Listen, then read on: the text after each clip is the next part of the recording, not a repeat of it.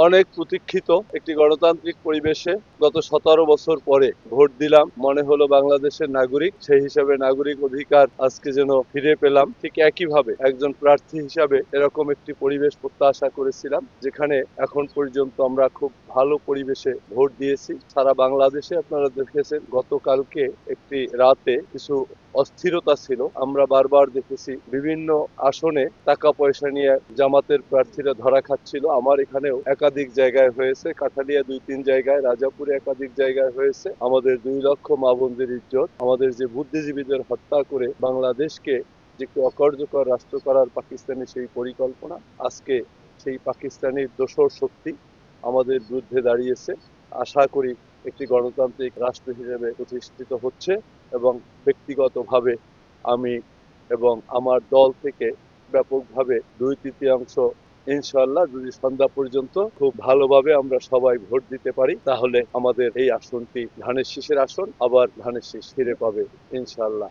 তো আলহামদুলিল্লাহ এ পর্যন্ত শান্তিপূর্ণভাবেই ভোট গ্রহণ চলছে এবং আমি আশা করি যে এই অবস্থা অব্যাহত থাকবে এবং প্রশাসনের কাছে আমি আবেদন করব যাতে করে এরকম পিসফুল এনভায়রনমেন্টে যেন একটা গ্রহণযোগ্য নির্বাচন উপহার দেওয়া যায়।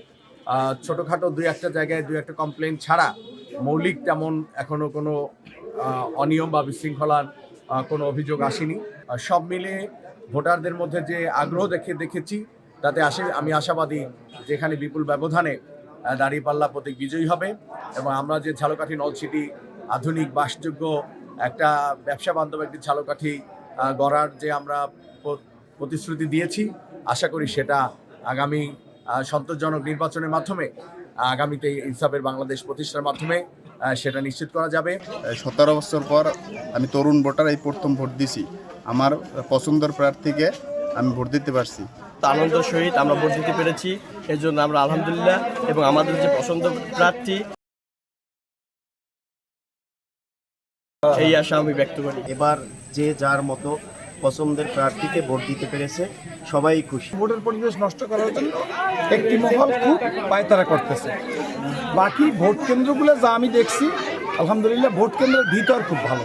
ইনশাআল্লাহ আমরা সুষ্ঠু পরিবেশ আমাদের নেতাকর্মীদের বলবো এই পরিবেশটা রক্ষা করে তোমরা সহযোগিতা করবে ইনশাআল্লাহ।